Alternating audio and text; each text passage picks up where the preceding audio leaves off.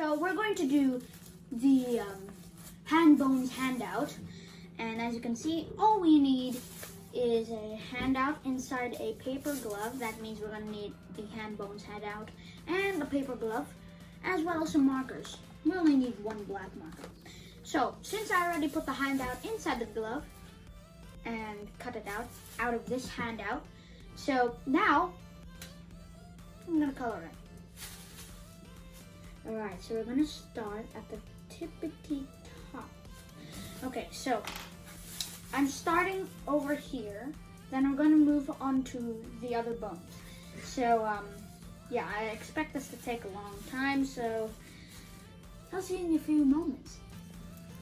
That is almost done. Okay, here's the last part. Okay, I'm done. So, I instead used red, big red, since black wasn't efficient. And yeah, so now we are done. So here's the final result. There. Go. God, who would be calling at this moment? Anyway, here's the final result. Not as good as I expected, but it's the best. Look at that. I think this belongs on the other hand. Yeah, this definitely belongs on the other hand. Hold on a second. Yep. Okay, so if we put this right here, it kind of shows a picture for adults, but not me. But still, it works. Isn't that cool? Anyway, that was the final result. And now the experiment is finished. See you later. This is my skeleton handout. As you can see, it's not really an experiment, it's just my homework. But I'd like to show it to you. So, you think the skeleton is just a skeleton, doesn't move, no joints, whatever. Well, to be honest, there's a lot of functions for it, and it's very important. Without your skeleton, you could take a lot of minor damages or major damages, which are very painful without your skeleton. So you should be thankful for it. Still not believing me? Well, I'll show you some of the functions of the skeleton. Well, the skull. It's not moving or anything. How can that be good? Well, it actually protects your brain, which is actually the most important organ. Not really.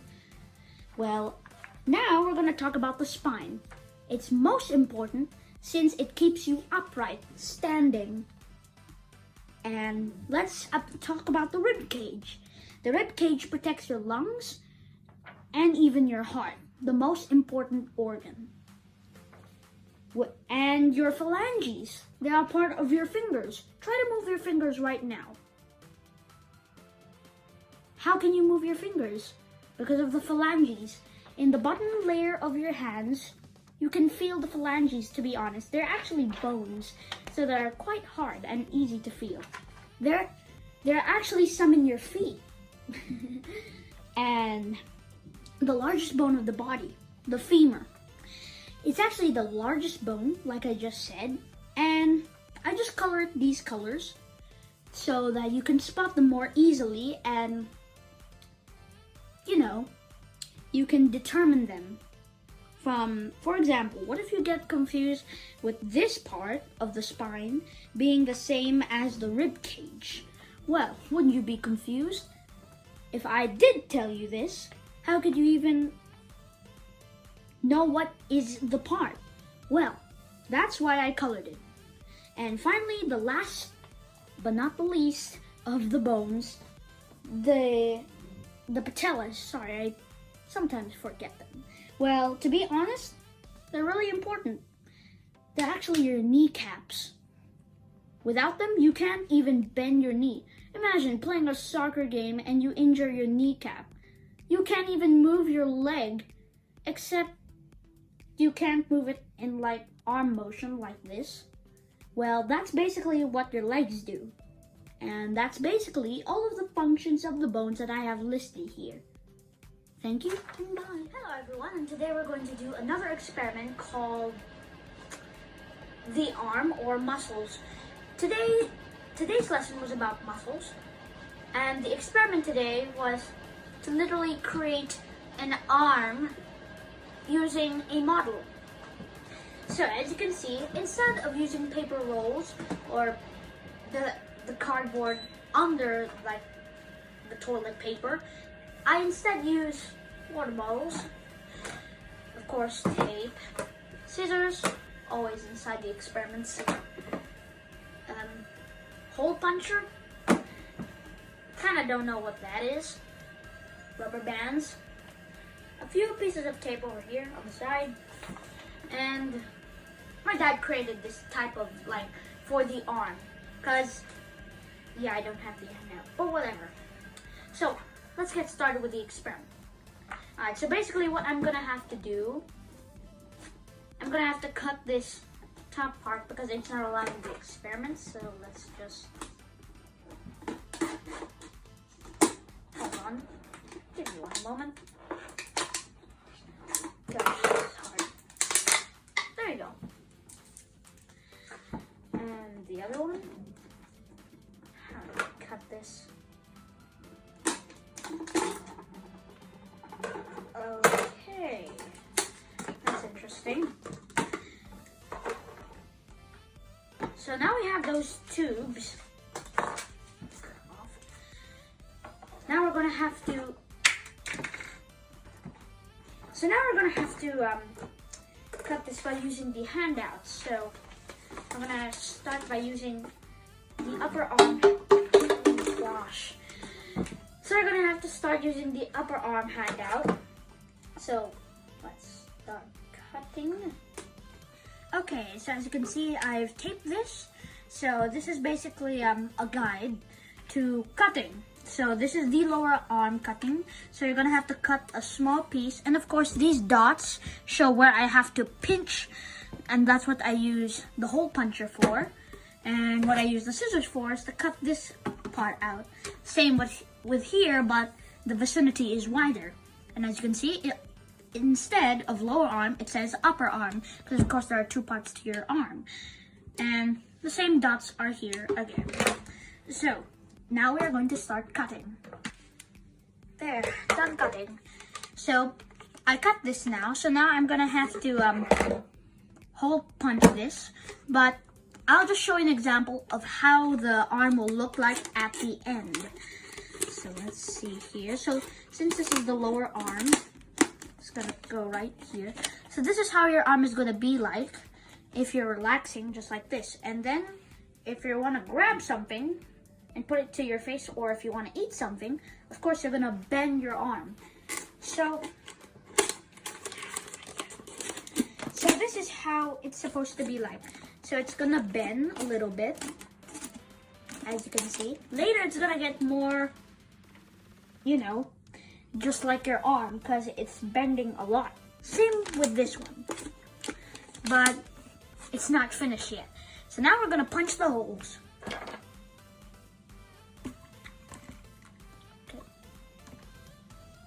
Okay, so I finally punched holes into these things. Wow, that took a long time with the hole puncher.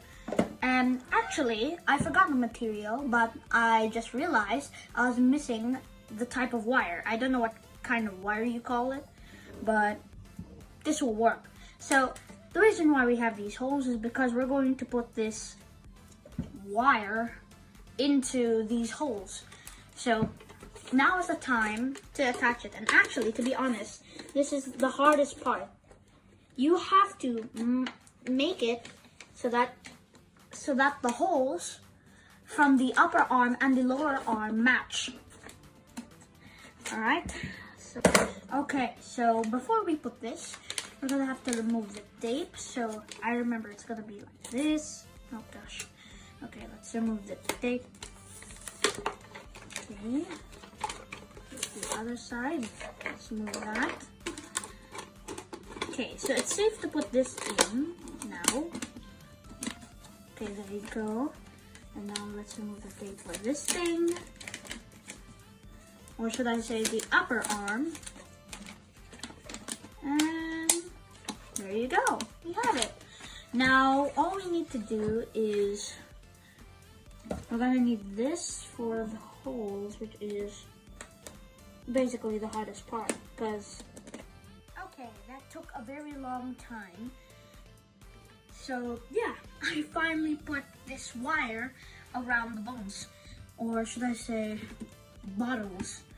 So I'll show you its flexibility now. Do you see how it bends? Okay, so this is your, pretend this is your lower arm and this is your upper arm, which is the one stretching out. So it's basically like your own arm. Now, so for example, all right, that's what it's going to do. That's just an example. Now, for the final part, I'm gonna put these on. So, we're gonna put these to represent, because we're gonna need these like rubber bands. That's basically what it is. So we're gonna stick them right here. It's pretty easy. Just need to cut some tape. And let's put this up. And then we're just gonna stick it on.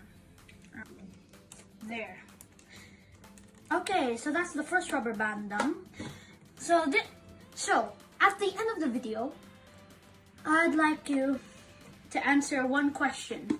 At the end of the video, I would like to ask you, what does the rubber band represent? What does it represent? Well, I'm going to tell you by the end of the video, because that's when the experiment is going to be complete. Okay. So now you can see its flexibility. This time it's automatic. Pretty impressive. So now I'm going to put the other one.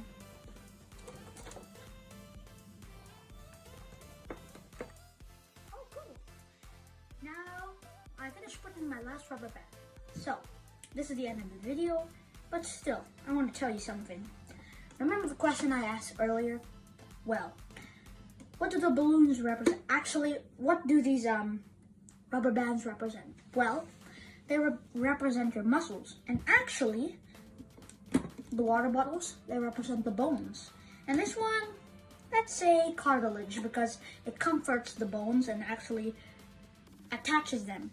And to be honest, I think this is also a joint, because basically it's attached. So, why are there two rubber bands included if you could just use one? Well, that's because there's a question in my activity manual page, and it asks us, what does this rubber band feel while it's going through the process? Because what do you feel when you're doing this? What do you feel right at this here? You feel it relaxes, and when you do this, it stretches, right? That's the same what I'm talking about right here. So this stretches, this relaxes. So this is actually what is happening inside your body. So that's basically what the video is about. So I'll see you later. Bye.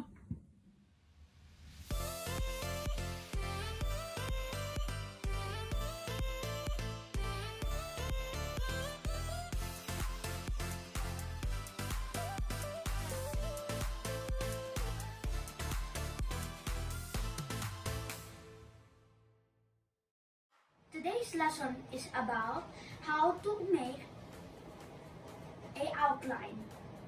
As you can see, this is my outline. What is an outline? Well, an outline is a step to make a research report. How do you make an outline? Well, how do I make an outline? First, as you can see on the top here, there is a topic. I chose the topic Canada. So, I'm going to write a topic about Canada, for example. So, I need to get topic Canada, okay? Then, after I got my own topic or your own topic, then you have to write about how you're going to do this. Because then you're going to have to create paragraphs and write. Also remember, you're not using ordinary numbers. You're going to have to use Roman numerals, like 1, 2, 3, 4 in Roman. And then you're going to number your sentences or number your topics in alphabetical letter A, B, C, example. So that is basically how to create an outline. Hello everyone, and today we're going to be talking about my business letter that I wrote.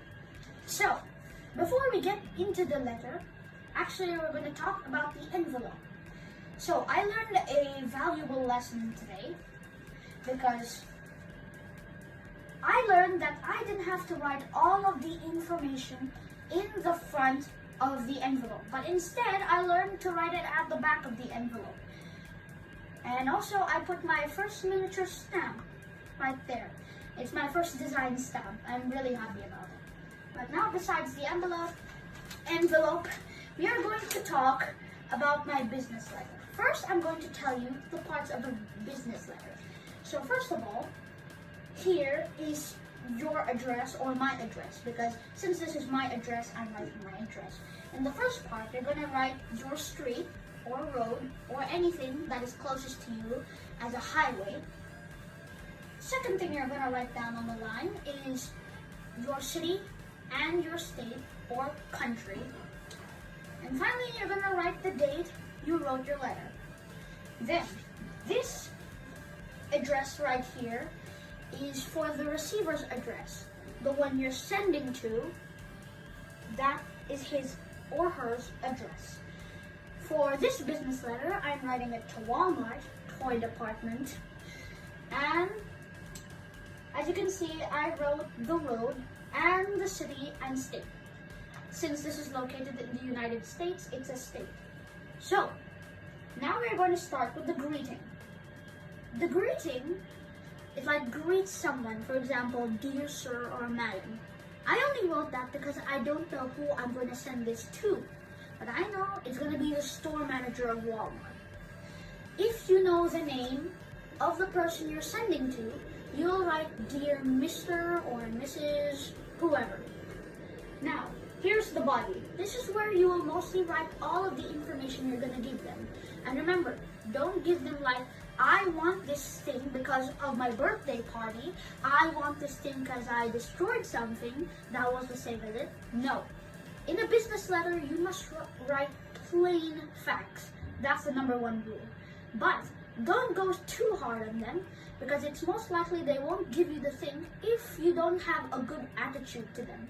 So that's why you should also include good attitude, but plain facts still. And at the final part, the signature. So as you can see, sincerely yours truly is what I wrote. I'm just giving extra credit for them. You can write sincerely or sincerely yours or yours truly, any way you want. Then make a gap, like 3 lines gap, and go down and write your name there. Not the signature, just write your normal name. And in between the gaps, you write your signature name. So that's basically all about the business letter. Also, remember to use plain facts, but have a good attitude. This way you will get things better for them. So in the envelope, I forgot to mention this, but you must write your personal address, or let's just say my address, on the top of the envelope, around the left side. And then around the middle, or if you want it on the right, you can write the receiver's address. The one you're sending to, you must write his address here. And finally, if you want to, you can stick a stamp or draw a stamp. Thank you and bye.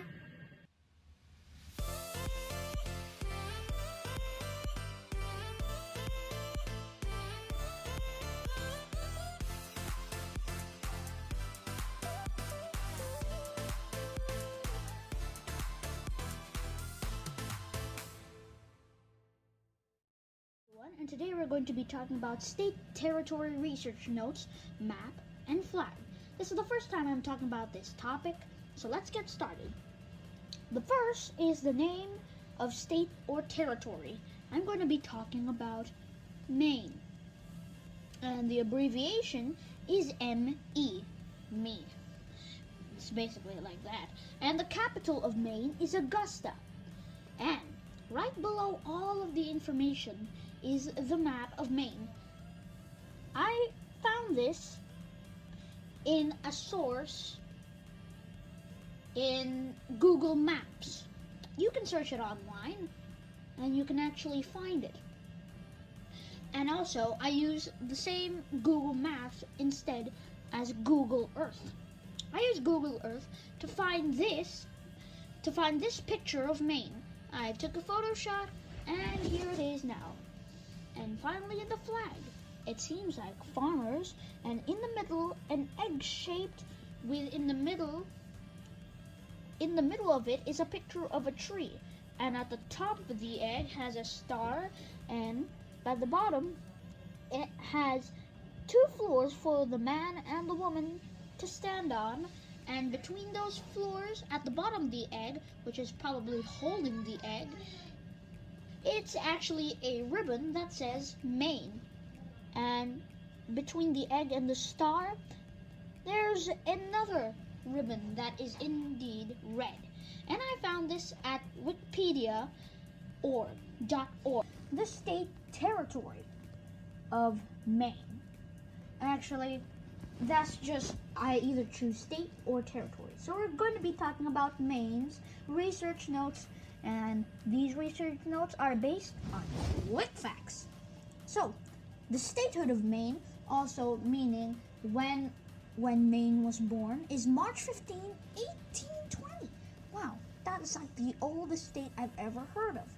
And its motto, Dirito, means in Latin, I direct or I lead, meaning maybe the Congress there is most probably a brave leader. And the nickname, a pine tree state. The pine tree state. Well, that's very interesting, because it could be that for many reasons. It's because maybe it could be have a lot of pines, or maybe it produces a lot of pines. And now to get into the interesting but quick facts. Did you know Maine, also ME for its shorter name, is the single largest producer of blueberries in the USA? That is very interesting. And also, did you know that 90% of the USA's lobster supply comes from Maine? Imagine without it. Oh God, what would the 10% be like?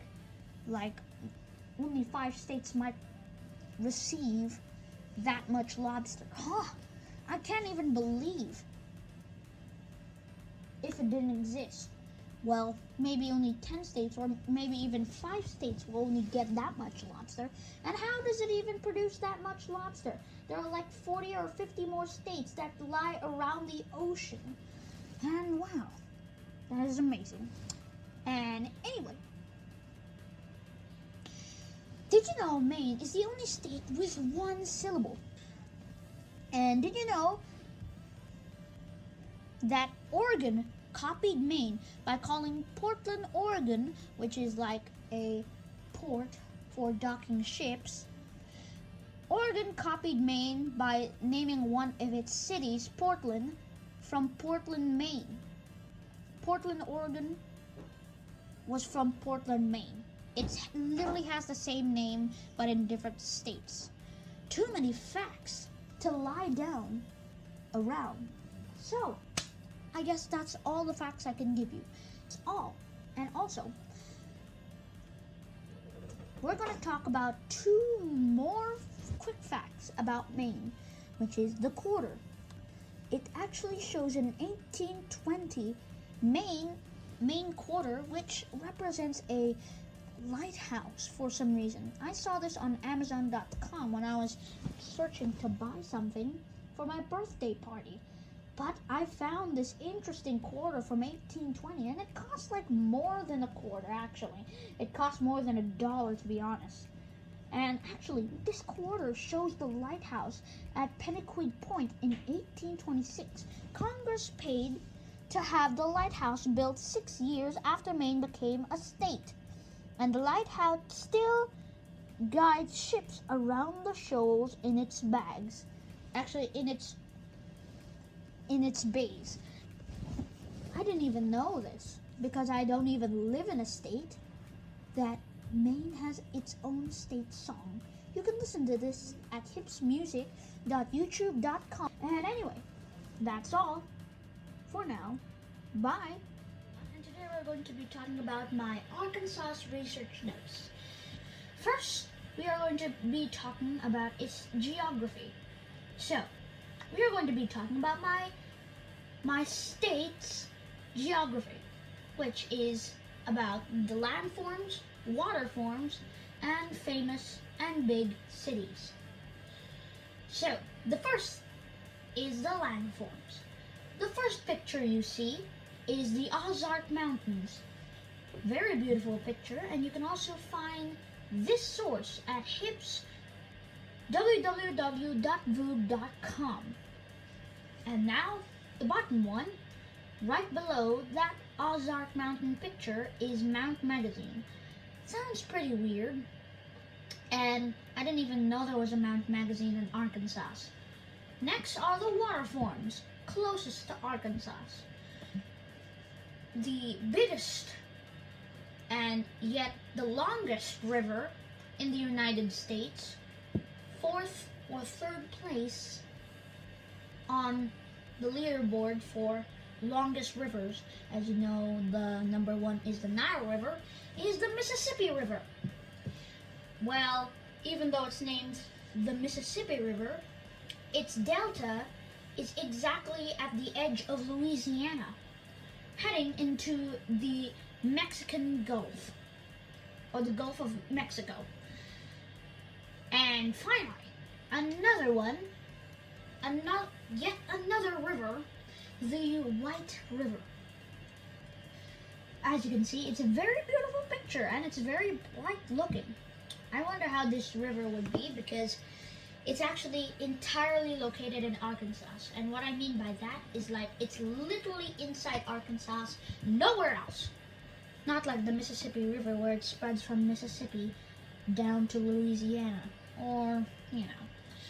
Anyway, now let's talk about the cities. And remember, we're still talking about geography. And the biggest yet most populated city is Little Rock. Pretty weird, since it's the largest city. And the second largest city I put on my list, yet the second most populated city, is Fayetteville. And now we're going to be talking about demographics. So it's basically like this. You can see right below our geography, land, water, and cities, you can see the first thing is total land area, right below land.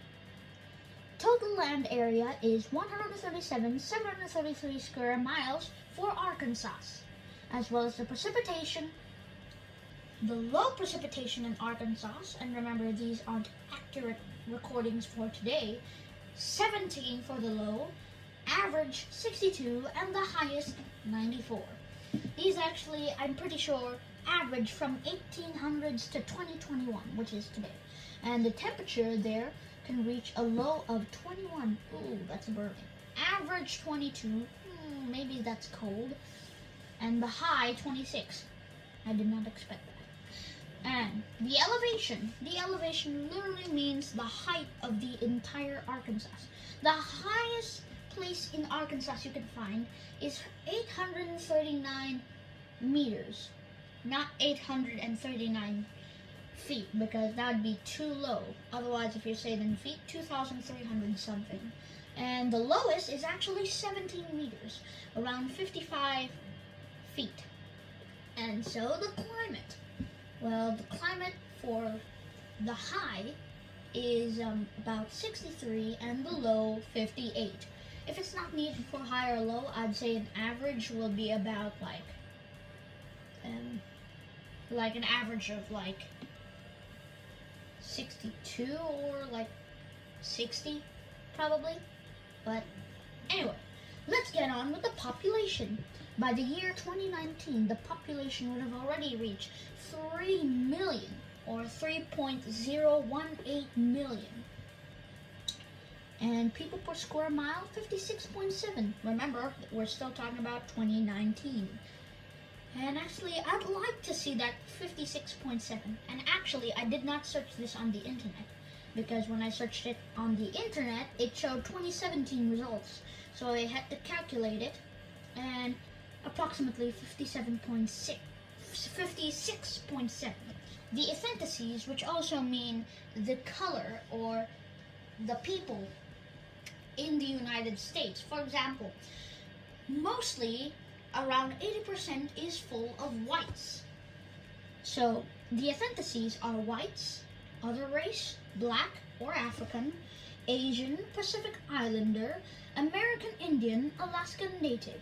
Those are all I can name, at least. And remember, this is by the year 2020. And the ages for 2017 range from an average of 38 years old, and today, 2021, 36 years old average, since many people are going to be born between 3 years. And now let's talk about the languages. Well, I'm actually very surprised how many languages are here. I was only expecting like 3 or 4 because, you know, German, Spanish, French have already migrated to here in the 1800s. But what I didn't know is that there are languages ranging from English, Spanish, German, French, Chinese, Tagalog, which is my language, and actually many more. And the religions. Well, I didn't know there would be a Protestant to Christians, but I never knew that. So the religions are Christian, Protestant of the Christians, Methodist, Pentecostal, Church of Christ. Is that even a thing? Because I thought the Church of Christ was like the same as Christian, and Jewish, which is basically the old times or the Israelites. And the largest county in Arkansas is Pulaski. It's a very weird name, but I respect it. And the major political party is Republican, which actually I'm pretty sure won the election in 2012 for Obama. We are going to talk about Arkansas's state symbols, and we're going to talk all about its state flowers, state birds, state tree, state gem, state rock, and even its state mineral. Did you even know that? Well, let's start. The first is the state flower. As you can see, the state flower has a very beautiful picture, but as you can see, it's the apple blossom. The next is the state bird, the mockingbird. And actually, it's very beautiful in that picture. Actually, I didn't even know it would look that small. When you're talking about a mockingbird, I didn't expect it to be the size of a chip. Anyway, let's talk about the state tree, the low-bolly pine. Actually, I don't know how to pronounce it since it's a very L-shaped name. You know what I mean? It has a lot of L's in its name. Anyway, I didn't expect it to be a big tree since I was expecting it to be a pine tree where you can get stuff.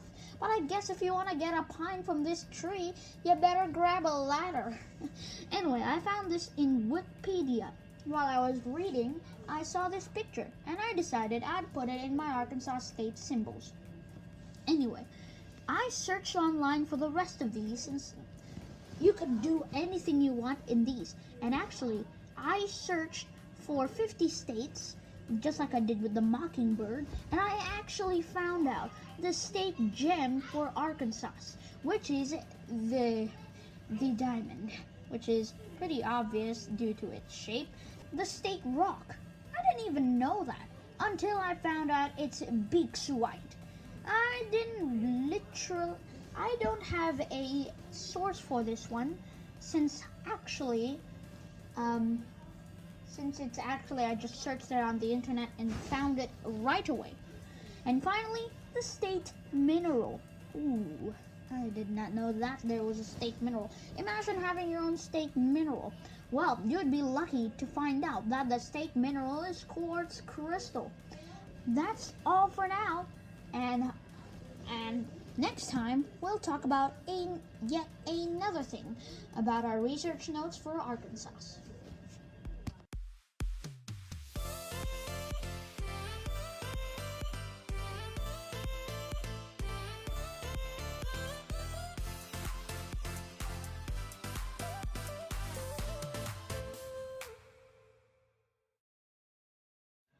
this is our finished product.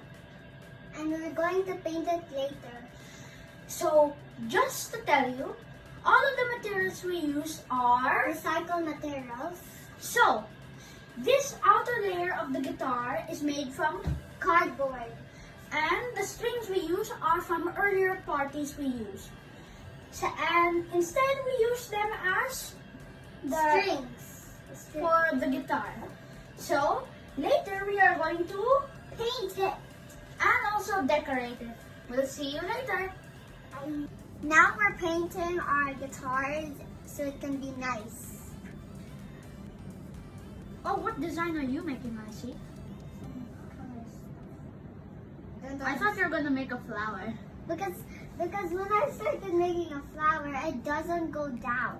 Like it I doesn't see. go like this. Well, that's an interesting fact. So that's why I just changed colors. I'm kind of changing my avatar. Yeah, because you're making like the design. And a while ago, I was making Among Us, so I'm kind of changing everything that I want. I'm just But- not going to change anything I want. But my design seems a little bit not that nice, so I'm trying to make a lower design up here. And he made some new colors. Gray and light Light blue.